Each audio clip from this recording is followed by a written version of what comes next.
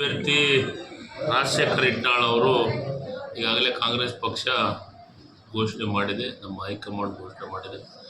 ನಾವು 1 ಲಕ್ಷಕ್ಕಿಂತಲೂ ಹೆಚ್ಚು ಲೀಡಿನೊಳಗೆ ಈ ಸತಿ ಕಾಂಗ್ರೆಸ್ ಅಭ್ಯರ್ಥಿ ಗೆಲ್ಲುವಂತೂ ನಿಶ್ಚಿತ.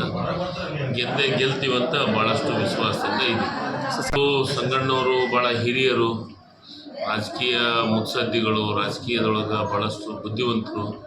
ನಿಜವಾಗಲೂ BJP ಪಕ್ಷ ಹಿರಿಯರನ್ನು ಗೌರವಿಸುವಂಥ ಕೆಲಸ ಮಾಡಲಾರ್ದ ಹಿರಿಯರನ್ನು ಅವಮಾನಿಸುವಂಥ ಕೆಲಸವನ್ನು ಮಾಡ್ತಾಯಿದೆ. ಇದು ಶೋಭೆ ತರುವಂಥದ್ದಲ್ಲ. ನಮ್ಮ ವಿರೋಧಿ ಇರ್ಬೋದು, ಸಂಗಣ್ಣವರು ರಾಜಕೀಯವಾಗಿ ನಮ್ಮ ವಿರೋಧಿಗಳು, ಆದರೆ ವೈಯಕ್ತಿಕವಾಗಿ ನಾವು ಅವ್ರ ಬಗ್ಗೆ ಭಾಳ ಅಪಾರ ಗೌರವವನ್ನು ಇಟ್ಟುಕೊಂಡಿದ್ದೀವಿ. ನಮ್ಮ ಬಗ್ಗೆನೂ ಅವರು ಭಾಳ ಪ್ರೀತಿ ವಿಶ್ವಾಸವನ್ನು ಇಟ್ಕೊಂಡಿದ್ದಾರೆ. ಆದರೆ ರಾಜಕೀಯವಾಗಿ ಅವರ ತತ್ವ ಸಿದ್ಧಾಂತಕ್ಕೂ ನಮ್ಮಂಥ ಪಕ್ಷದ ತತ್ವ ನಾವು ವಿರೋಧವನ್ನು ವ್ಯಕ್ತಪಡಿಸ್ತೀವಿ. ಆದರೆ ಎಲ್ಲೋ ಒಂದು ಕಡೆ BJP ಅವರಿಗೆ ಭಾಳ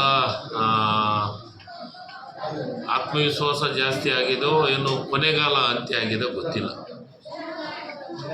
ಅಂತ್ಯದ ಕಾಲಕ್ಕೆ ಅದೇನಂತಾರಲ್ಲ, ಭಾಳ ದೀಪ ಎಣ್ಣೆ ಖಾಲಿ ಆದಮೇಲೆ ಜಾಸ್ತಿ ಜೋರಾಗಿ ಉರಿದು ಶಾಂತಿ ಆಗುತ್ತಲ್ಲ, ಹಂಗೆ ಜೋರಾಗಿ ಉರಿದು ಶಾಂತಿ ಆಗಂಥ ಸಮಯ ಬಂದಿದೆ ಅಂತ ನಾನು ತಿಳ್ಕೊಂಡಿದ್ದೀನಿ.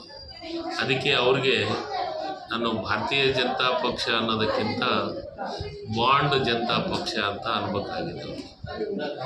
ಈಗ ಭಾರತೀಯ ಅನ್ನೋದು ಹೋಗ್ಬಿಟ್ಟೈತಿ.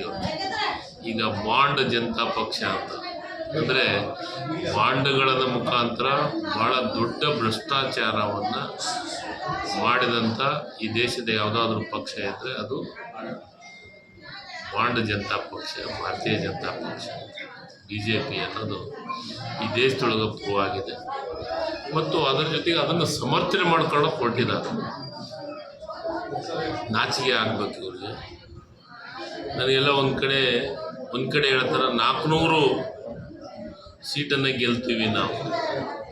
400 ಒಂದು ಕಡೆ ಹೇಳ್ತಾರೆ, ಇನ್ನೊಂದು ಕಡೆ ಇದ್ದು ಬಿದ್ದವ್ರನ್ನೆಲ್ಲನೂ ಪಾರ್ಟಿ ಕರ್ಕೊತ ಇದ್ದಾರೆ.